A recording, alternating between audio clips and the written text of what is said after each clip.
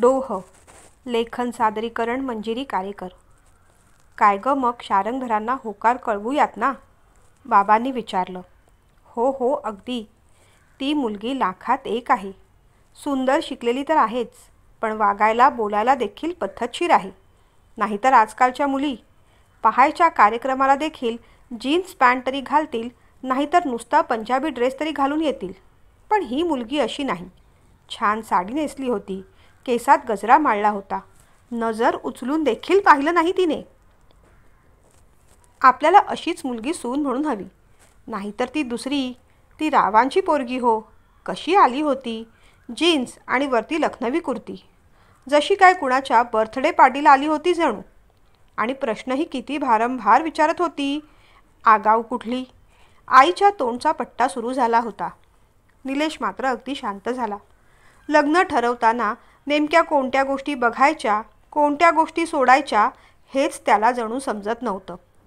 Arrange मॅरेजमध्ये आपण एखाद्या व्यक्तीला 1-2 किंवा फार फार तर 3-4 वेळेस भेटतो. त्यातच एखाद्याला कसं जज करायचं?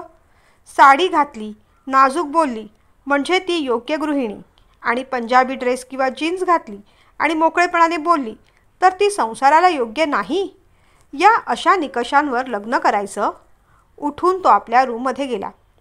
काय रे नीलू, माझं आणि बाबांचं म्हणणं पटतंय ना तुला? आम्हाला तर बाबा शारंगधरांची मुलगी अदितीच पसंत आहे. तुलाही तीच पसंत असणार असं मला वाटतं. नाहीतर ती दुसरी रावांची विहा. मुलीचं एक लक्षण नाही तिच्यात. तिला कोण पसंत करील? असो, तो आपला विषयच नाही. मग कळवू ना होकार? आईने विचारलं. तुम्हाला पसंत आहे ना, मग तुम्हाला योग्य वाटतं ते करा, असं कोड्यात बोलून निलेश तिथून निघून गेला. गादीवर पडला आणि कालच्या दिवसाची उजळणी करू लागला. डोळ्यासमोर हलक्या हळदी रंगाची साडी घातलेली अदिती दिसली. गोरा रंग, नितळ त्वचा, नाजूक, उंचीही बेताची, लांब सडक केस, त्यावर गजरे माळलेले, बोलण्या वागण्यात शालीनता, आवाज मृदू, नजर स्थिर, प्रत्येक शब्दात गोडवा. कुणालाही पसंत पडेल अशीच. साधी भोळी सुलक्षणी. तुला जेवण बनवायला येतं का गं? आईच्या या प्रश्नावर किती नाजूकपणे बोलली होती ती. जेवण बनवायला येतंही, आवडतंही, पण त्याहून जास्त आवडतं ते आग्रहाने आपल्या घरातल्या लोकांना खाऊ घालायला. एवढी विनम्रता तरी कुठेही तिच्या बोलण्यात आत्मविश्वासाचा अभाव जाणवला नाही. दोघे एकांतात बोलायला बाहेर गेले तेव्हा निलेशने आवर्जून विषय काढला होता. मी एकुलता एक मुलगा आहे, त्यामुळे कायमच आईबाबांबरोबर राहणार. यावर काही हरकत नाही ना? त्यावर चटकन ती म्हणाली. मला कुटुंबातच राहायला आवडतं हो. माणसं जोडायला आवडतात. एकदा जोडलेली माणसं घट्ट जपायला देखील आवडतात आयुष्यभर. एक एक शब्द मधासारखा गोड होता तिचा. निघताना कसलाही इगो न ठेवता तिने सगळ्यांना वाकून नमस्कार केला आणि त्याच क्षणी तिच्यासाठी आईच्या डोळ्यात पसंती दिसली. आईने तिला होकार द्यावा यात काही नवल नव्हतंच. प्रथम दर्शनी कुणालाही ती आवडेल अशीच होती. घरच्यांना ती अधिक आवडली होती. त्याचं कारण होतं त्याच दिवशी संध्याकाळी विहाची झालेली भेट. अदितीच्या अगदी विरुद्ध विहा. प्रत्येक गोष्ट चाचपून परखून पाहणारी, कधी कधी ओव्हर प्रॅक्टिकल वाटावी एवढी. हॉटेलमध्ये आली तीही तिच्या स्कूटीवरून, जीन्स कुर्ती घालून. तिचे आईबाबा देखील बरेच फॉरवर्ड वाटले, पण मोकळेपणाने बोलत होती माणसं. विहाशी एकांतात बोलताना जाणवलं, हातचं काहीही राखून ठेवणारी मुलगी नाही ही. पहिल्याच भेटीत स्वतःबद्दल सगळं खरं सांगून टाकलं. स्वतःच्या गुण दोषांसकट. आपण कसे दिसतो त्यापेक्षा आपण कसे असतो हे महत्त्वाचं. कारण दिसणं हे काही काळापुरती मर्यादित आणि असणं मात्र आयुष्यभरासाठी. मी आता जशी आहे तशीच माझ्या खऱ्या आयुष्यात आहे, हे तिचं बोलणं अगदी खरं वाटलं. उगीच समोरच्याला इम्प्रेस करणं, समोरची माणसं आपल्याबद्दल काय विचार करतील याचा विचार करत शब्द तोलून वापरणं असं तिच्या वागण्यात अजिबात जाणवलं नाही. खाली वाकून नमस्कार करणं नाही की शब्दाला मत पेरणं नाही. समोरच्याच्या आपल्याकडून काय अपेक्षा आहेत आणि आपल्या समोरच्याकडून काय अपेक्षा आहेत हे स्पष्टपणे मांडणारी विहा. माणसं तोडून वेगळा संसार मांडण्यासाठी नाही, पण इन्व्हेस्टमेंट म्हणून नक्कीच मला एक मोठं घर घ्यायला आवडेल, असं स्पष्टपणे सांगणारी विहा. पण म्हणून तिच्या कोणत्याही वागण्यातून ती कुणाचा अपमान करत आहे असं वाटलं नाही. तिच्या बोलण्यात अदब होती. हात जोडून नमस्कार करून देखील समोरच्याला तेवढाच मान देता येतो असं काहीसं तिचं वागणं वाटलं. पण तिचं हे वागणं झाकोळलं गेलं ते अदितीच्या शालीनतेमुळे. खरं पाहायला गेलं तर पहिल्या भेटीत आपण कुणाशी तरी कनेक्ट झालो आहोत असं दोघींच्या बाबतीत देखील निलेशला वाटलं नव्हतं. बायको म्हणून अदिती सर्वतोपरी उत्तमच होती, पण आपल्या विचारांच्या बैठकीत ती सामावली जाईल का हा प्रश्न मात्र अनुत्तरित होता. त्या बाबतीत विहाशी बोलताना तो अधिक मोकळा वाटत होता. टॉल्स्टॉयचे विचार जीन पॉलच्या विचारांपेक्षा कसे वेगळे आहेत, त्यांची कोणकोणती पुस्तकं आहेत या विषयावर बोलताना दोघेही अगदी समरस होऊन गेले होते. पण पुस्तकांची पानं चघळत आयुष्य काढता येत नाही हेही तेवढंच खरं होतं. जीन पॉलचं नॉशिया पुस्तक तुम्ही वाचाच, काय डीप लिहिलंय त्याने. आणि मग ती वर्णन करत राहिली. तिचं ते वर्णन ऐकून ती किती बुद्धिमान असेल याची थोडीशी झलक निलेशला पाहायला मिळाली. नॉशिया पुस्तक वाचायला मिळावं अशी किती वर्षापासूनची त्याची इच्छा होती, पण कोणत्याच लायब्ररीत ते पुस्तक उपलब्ध नव्हतं. ते पुस्तक आहे तुमच्याकडे? अपेक्षेने निलेशने विचारलं. माझ्याकडे नाही, पण माझ्या एका मित्राकडे होतं. तुम्हाला वाचायचं आहे का? मग मी मिळवून देण्याचा प्रयत्न करू शकेन, असं ती म्हणाली. वाचायची इच्छा तर खूप आहे हो, पण काय माहीत ते पुस्तक वाचणं नशिबात आहे की नाही. प्रत्येक वेळेस नशीब हुलकावणी देतं मला. आणि खरं सांगू का, आपली पुन्हा भेट होईल न होईल. कदाचित कुठेतरी तू नकाराची सुद्धा तयारी ठेव, असंच काहीतरी निलेश तिला सुचवत असावा.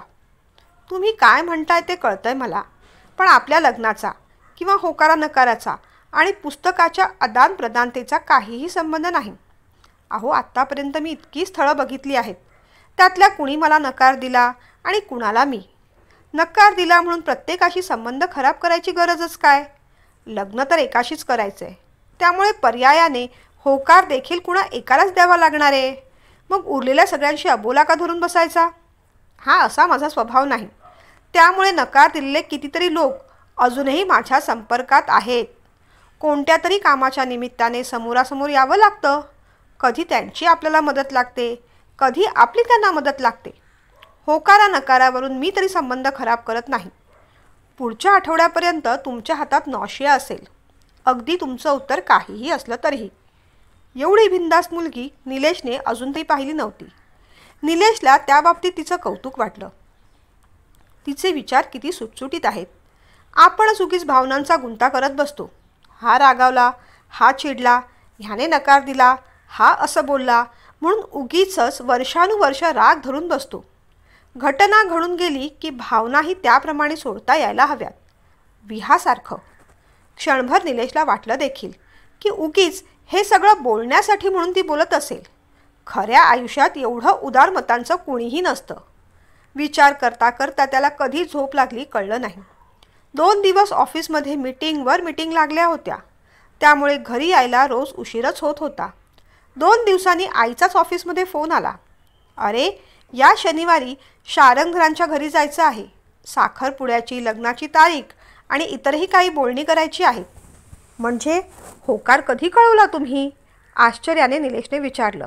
अरे, त्या दिवशी तुला विचारूनच ठरवलं ना, मग पुन्हा पुन्हा तेच काय विचारतोस? आणि आता फार कीस काढत राहू नकोस बाबा, शनिवारसाठी तेवढा तयार राहा, असं म्हणत आईने फोन ठेवला.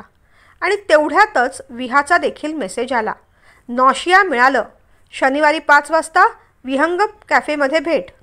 निलेशला थोडं आश्चर्य वाटलं. जसा शारंगधरांकडे अदितीसाठी होकार कळवला तसा रावांच्या घरी विहासाठी नकार कळवला असेल, असा प्रश्न मनात आल्यापासून राहिला नाही. आणि नकार कळवला हे माहीत असूनही विहा पुस्तक घेऊन येते याचं त्याला आश्चर्य वाटत होतं. पण त्याहून जास्त ऑकवर्डनेस वाटत होता. ज्या मुलीला आपण नकार दिला, आता तिच्याकडूनच पुस्तकाचं का होईना फेवर कशाला घ्यायचं? पण आता पुस्तक घ्यायला नकार दिला तर तिला उगीच वाईट वाटेल. नकार कळवला असं आपण धरून चाललो आहे ना, कदाचित अजूनपर्यंत नसेल कळवला. शनिवारपर्यंत न कळलेलंच बरं. क्षणभर त्याला वाटलं देखील, आईला फोन करून विचारावं का की नकार कळवला आहे की नाही. पण आता उगीच विहाचा विषय काढला तर आणखीन भलत्याच विषयाला भलतेच फाटे फुटायचे. जाऊ देत, पुस्तक घेऊन येऊया, मग पाहू काय करायचं ते. शनिवारी 4:30ला निलेश तयार झाला. आई मी पटकन बाहेर जाऊन येतो असं म्हणताच आई खवळली. आता कुठेही बाहेर जाऊ नकोस बाबा, आपल्याला शारंगधरांकडे जायचं आहे, सांगितलं होतं ना तुला. रागावत आई म्हणाली. हो हो माहिती आहे, 5-10 मिनिटात येतो, एक महत्त्वाचं काम आहे असं म्हणत तो बाहेर पडला. अरे नीलू, उगीच वेळ काढू नकोस, लवकर ये. मागून आईच्या सूचना अखंड चालू होत्या. 5-10 मिनिटातच कॅफे विहंगममध्ये तो पोचला. विहा अजून तरी काही आली नव्हती. फोन करून विचारून बघावं का. फोन करणार तेवढ्यात हातात पुस्तक घेऊन विहा येताना त्याला दिसली. हे घ्या साहेब तुमचं पुस्तक, खूप कष्टाने मिळवलं आहे, माझ्या एका मित्राचं आहे, 15 दिवसात होईल ना वाचून. निलेश त्या पुस्तकाकडे पाहत राहिला आणि मग विहाकडे आळीपाळीने. हो होईल ना, अगदी आठवड्याभरातच होईल. बरं मला सांग, तुझ्यासाठी काय मागवू. माझ्यासाठी तर मी कॉफी मागवून घेतली आहे. निलेशने विचारलं. माझ्यासाठी काहीही नको, मी निघते, मला माझ्या NGOमध्ये जायचं आहे, तिथे माझी मुलं वाट पाहत असतील. मोबाईल पर्समध्ये टाकत ती म्हणाली. तुझी मुलं. आश्चर्याने निलेशने विचारलं. हो रे, ज्यांना आईवडील नाही त्या मुलांवर प्रेम केलं की मग ती आपलीच मुलं होऊन जातात ना. शांती सदन अनाथ आश्रम माहीत असेल की तुला. ये केव्हा तरी, संध्याकाळी तिथेच असते मी. बरं निघते आता. आणि हो, महत्त्वाचं सांगायचं विसरले, पुस्तक जरा सांभाळून, त्यावर जीन पॉलची ओरिजिनल सही आहे, त्यामुळे हे पुस्तक आता किती किमती आहे हे वेगळं नवाने तुला सांगायला नको, नाही का. हसत हसत ती म्हणाली. खूप थँक्यू. बिल पे करून निलेश देखील उठला. ती स्कूटीवर बसली. हेल्मेट घालून स्कूटी स्टार्ट करणार तेवढ्यात तिला काहीतरी आठवलं. अरे मित्रा, अभिनंदन, लग्न ठरलं ना तुझं. डोळे मिचकावत ती म्हणाली. आता मात्र निलेशला खूपच ऑकवर्ड वाटलं. तुला कुणी सांगितलं. त्याच्याही नकळत त्याने प्रश्न विचारून टाकला. तुझ्या आईचा फोन होता रे, मनासारखी सून मिळाली म्हणून आनंदात होत्या. आईचा फोन, माझं लग्न ठरलं हे सांगायला. ओशाळून निलेशने विचारलं. नाही रे बाबा, मला नकार द्यायला. माझ्या मुलाला अनुरूप अशी मुलगी मिळाली, त्यामुळे यावेळेस आपला योग नाही असं सांगायला. हे सांगताना तिच्या चेहऱ्यावर कुठेही ताण नव्हता, राग नव्हता. आपला नकार इतका सहजपणे पचवता येऊ शकतो कुणाला. निलेश आश्चर्याने तिच्याकडे पाहत राहिला. बरं येते रे, चल बाय. पुस्तक नीट सांभाळून रे. बोलता बोलता क्षणार्धात ती दृष्टीआड झाली. विचार करायला तर निलेशकडे देखील वेळ नव्हता. पुस्तक घेऊन तो घरी आला आणि पुढच्या 10 मिनिटातच आईबाबांबरोबर शारंगधरांच्या घरी पोहोचला. त्यांचं छान स्वागत झालं तिथे. आजही आदितीने साडीच नेसली होती. आईला ते आवडलं तरी निलेशचा मात्र भ्रमनिरास झाला होता. आदिती नॅचरली कशी आहे हे पाहायची त्याला इच्छा होती.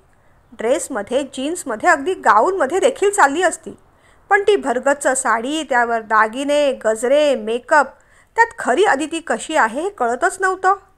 टेरेसवर दोघं गप्पा मारायला गेले. निलेशने बोलायचा प्रयत्न केला, तिच्या आवडीनिवडी जाणून घेण्याचा प्रयत्न केला, पण तिच्या आवडीनिवडी देखील तिच्यासारख्याच उदात्त आणि आदर्श होत्या. मला सगळ्यांसाठी जेवण बनवायला आवडतं, सगळ्यांची सेवा करायला आवडते. ह्या काय कोणाच्या आवडीनिवडी असू शकतात, छंद असू शकतात. तुम्हाला पुस्तक वाचायला आवडतात का, त्याने विचारलं. ती थोडी गडबडल्यासारखी वाटली. आवडतात, पण वेळ कुठे मिळतो. ऑफिसची कामं, मग घरची कामं, आईबाबांची सेवा, सगळा वेळ यातच निघून जातो. तिच्या या अशा डिप्लोमॅटिक उत्तरांना निलेश खरं तर कंटाळला होता. त्याला खऱ्या आदितीला जाणून घ्यायचं होतं आणि नेमकं तिच्या आदर्श वागण्यामुळे त्याच गोष्टीवर पडदा पडत होता.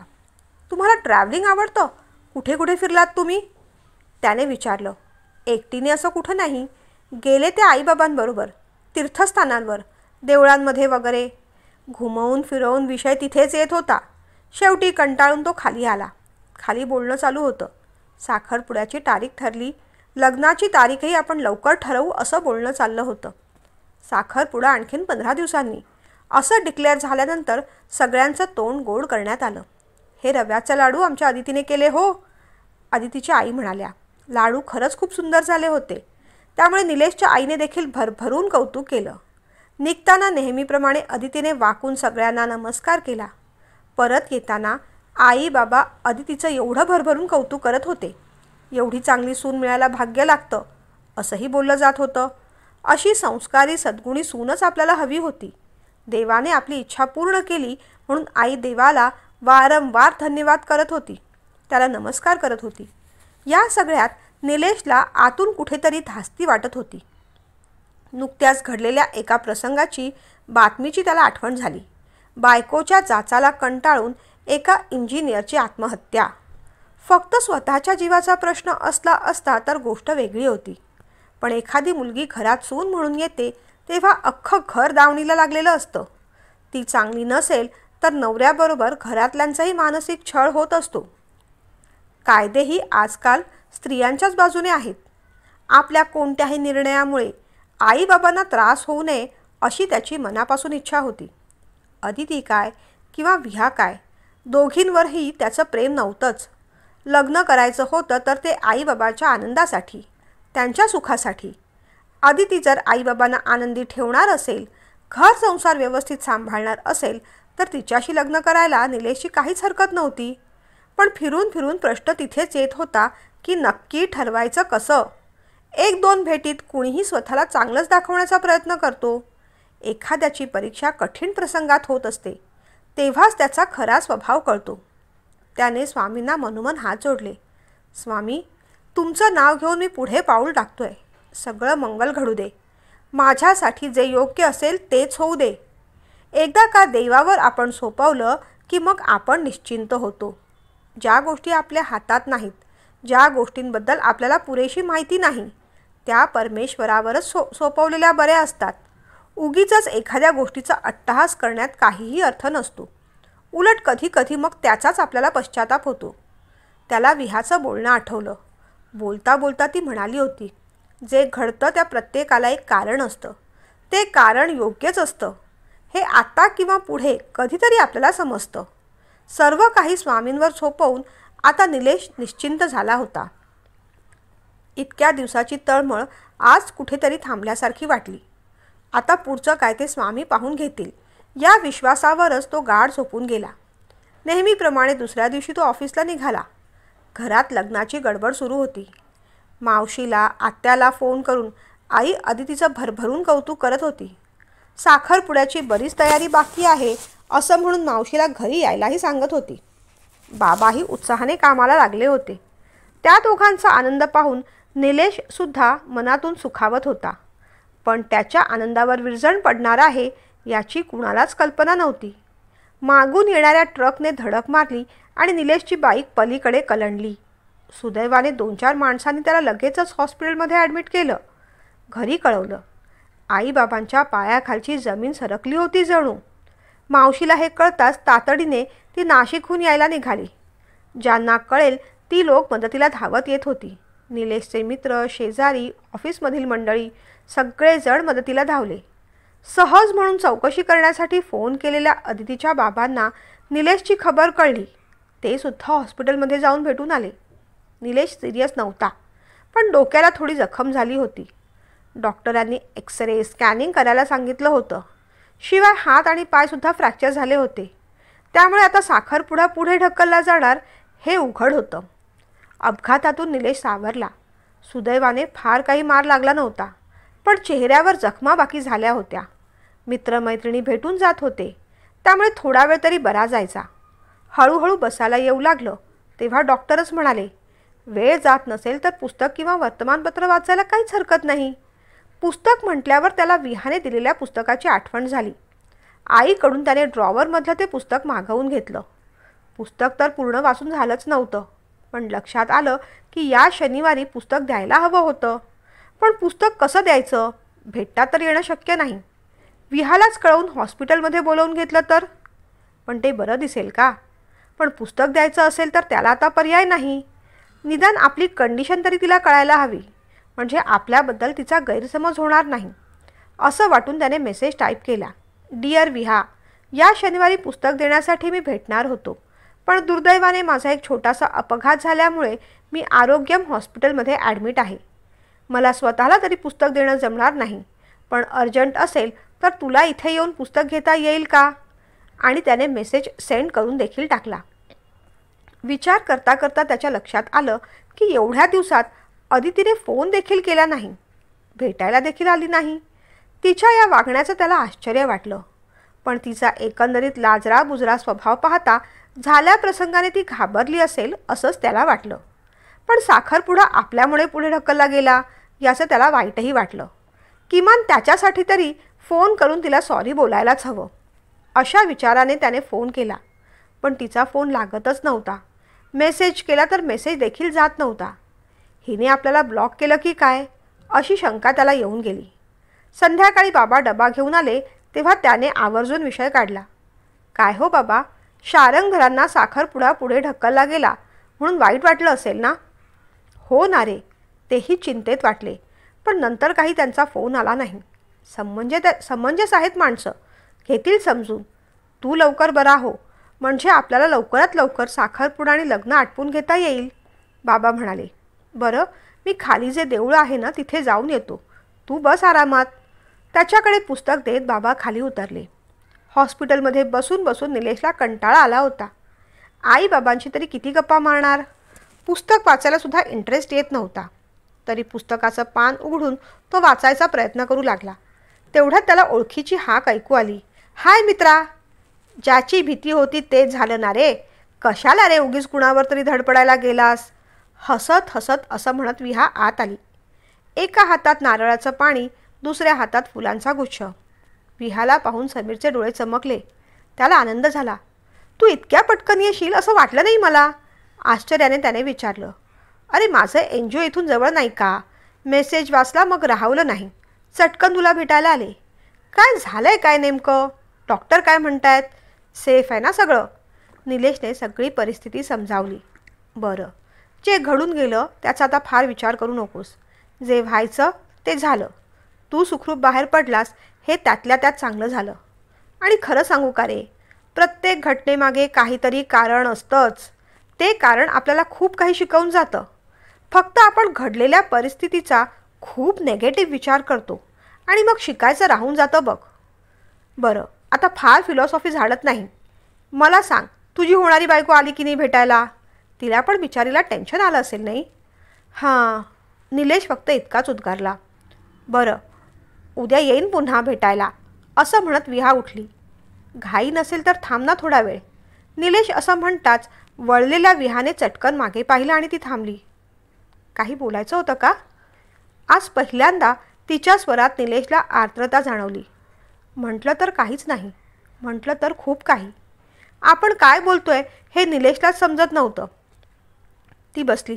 बोल, जे वाटतंय ते बोल, आणि जे वाटतंय तेवढंच बोल, ती म्हणाली. भीती वाटते ग. एक्सरे स्कॅनिंगमध्ये काही विपरीत निघालं तर? स्वतःपेक्षा आई बाबा हे सगळं कसं झेपावतील याची काळजी जास्त वाटते. स्वाभाविक आहे रे, पण तरीही मी सांगेन स्ट्रॉंग राहा, कारण आपल्या प्रत्येक विचारांचा आपल्या शरीरावर मनावर परिणाम होत असतो. निलेश, सध्या तू आजारी आहेस, तुला आरामाची गरज आहे हे ठीकच, पण तुला अगदी गंभीर राहायची काही गरज नाही. माणसाने हसत राहावं, अगदी काहीही प्रसंग असला तरी. आणि तू हसत राहिलास तर तुझ्या आईबाबांना देखील बरंच वाटेल ना. बरं ऐक, एक इंटरेस्टिंग गोष्ट सांगते. नुकतंच मी फेशियल फीडबॅक हायपोथिसिसबद्दल वाचलं. आपले जसे हावभाव असतात, रिॲक्शन असतात, तसाच मेसेज आपल्या मेंदूला पोहोचतो आणि मग मेंदू त्या प्रकारचे केमिकल निर्माण करतो. त्या केमिकलमुळे तीच पर्टिक्युलर भावना आपल्या शरीरात उत्पन्न होते. तिचं हे एवढं क्लिष्ट बोलणं ऐकून निलेश गोंधळला. अरे एकदम सोपं करून सांगते. म्हणजे समजा तू त्रासात आहेस, दुःखी आहेस, पण तरीही तू हसत राहिलास, चेहऱ्यावर स्माईल ठेवलीस, आनंदी आहेस असे हावभाव केलेस, तर मेंदूला वाटतं की ही व्यक्ती आनंदी आहे आणि मग मेंदू हॅपी हार्मोन्स निर्माण करतो, आनंदाची रसायनं निर्माण करतो, ज्यामुळे आपल्याला अधिक बरं वाटू लागतं, आनंदी वाटू लागतं आणि आपली हेल्थ अधिक छान होते. म्हणून मी नेहमी हसत असते. एक फॉर्म्युला लक्षात ठेव, खुशी हो या गम, पर कभी हसना ना हो कम. तिचं हे बोलणं ऐकून खरोखरच निलेशच्या चेहऱ्यावर हास्य पसरलं. हे बघ, कोणत्याही प्रकारची मदत लागली तर सांग बिंदास्त, आपुलकीने विहा बोलत होती. आता कोणत्या तरी दुसऱ्या विषयावर बोल बाबा, ती म्हणाली. खरं सांगू, मी बोलत राहण्यापेक्षा तू जे बोलतेस तेच ऐकत राहावंसं वाटतं. तूच बोल ना काहीतरी. निलेश असं म्हणताच विहा हसली. हे बाकी खरं आहे. इतरांना आपली कंपनी बोर वाटली तरी आपल्याला मात्र एकमेकांच्या गप्पा खूप आवडतात. त्यांच्या गप्पा चालू असतानाच बाबा आले. अचानकपणे विहाला तिथे पाहून त्यांना आश्चर्य वाटलं. निलेशलाही काय बोलावं कळलं नाही. काका नमस्कार. गैरसमज नका करून घेऊ. मी फक्त निलेशकडून पुस्तक घ्यायला आले होते.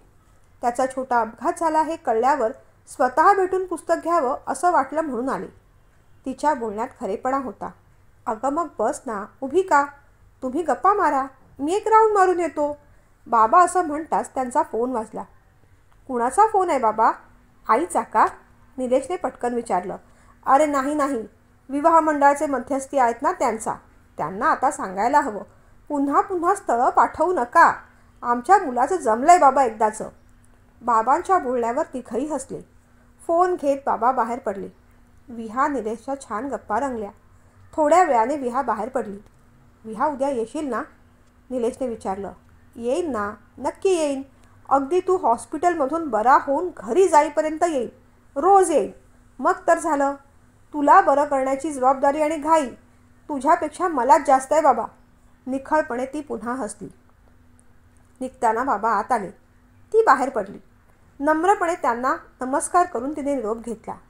बाबा थोडे चिंतेत वाटले. काय झालं बाबा, कसलं टेन्शन? निलेशने विचारलं. अरे काही नाही, इकडचं तिकडचंच. बाबा विषय टाळत आहेत हे पाहून निलेशने पुन्हा एकदा स्पष्ट विचारलं. सांगा ना खरं, प्लीज, काहीच लपवू नका. हताशपणे बाबा त्याच्या बाजूला बसले. अरे त्या शारंगधरांनी नकार दिला रे चक्क लग्नाला. बाबा असं म्हणताच निलेश उद्गारला. काय? पण त्याच्या त्या कायमध्ये दुःखापेक्षा आश्चर्य मिश्रित आनंद जास्त होता. त्याच्या त्या वागण्याचं बाबांना आश्चर्य वाटलं. पण का बाबा? त्याने विचारलं. अरे ती मुलगी म्हणते ॲक्सिडेंटमध्ये काही मेंदूला जखम वगैरे झाली असेल तर पुढे प्रॉब्लेम होतील. बरं व्हायला महिने गेले तर नोकरीचा प्रश्न, मग सगळी जबाबदारी कोण घेणार? मी त्यांना समजावून पाहिलं. म्हटलं हेच लग्नानंतर झालं असतं तर काय केलं असतं? शिवाय किरकोळ जखम आहे, बरा होईल तो. पण त्यांनी स्पष्ट नकार दिला रे. वर हेही म्हटलं की आम्ही तिचं दुसरीकडे लग्न जमवलं आहे म्हणून. कशी स्वार्थी लोकं असतात ना. त्यांची परिस्थिती फार चांगली नाही हे पाहून सगळा खर्च आपण करायला तयार होतो. तेवढंच काय, तुमच्या मुलीचा सगळा पगार तिने माहेरी दिला तरी चालेल असंही तुझी आई म्हणाली होती. त्यांची पडती बाजू आपण सांभाळून घेतली, पण आपल्या पडत्या वेळेस मात्र त्यांनी चक्क आपल्याला दूर लोटलं. बाबा निराशेने बोलत होते. बाबा अहो, हे लग्नाआधी झालं ते बरं नाही का? लग्नानंतर त्या मुलीचा स्वभाव कळला असता तर आपल्या सगळ्यांनाच किती त्रास झाला असता. माझा अपघात झाला तेव्हा तुम्ही आणि आई स्वामींवर नाराज झालात, पण आज त्याच्यामुळेच आपण एका मोठ्या धोक्यापासून वाचलो नाही का? स्वामींनीच वेळेवर डोळे उघडले असं म्हणायचं. बाबा प्रत्येक गोष्टीला कारण असतं. आपण फक्त त्याच्या नेगेटिव्ह बाजूकडे बघतो आणि मग त्या कारणाचा अर्थ आपल्याला नीट उलगडत नाही. विहाचे शब्द त्याने पुन्हा उच्चारले. प्रकर्षाने त्याला विहाची आठवण झाली.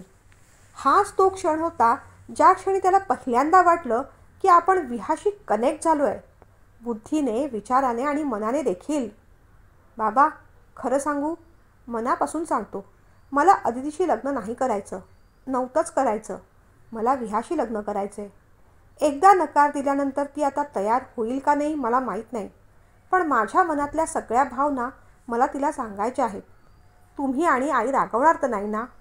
निलेशने विचारलं. नाही रे बेटा, कधी कधी आपण पहिल्या भेटीतच एखाद्या व्यक्तीवर भुलतो आणि कधी कधी एखाद्या व्यक्तीला नाकारून टाकतो.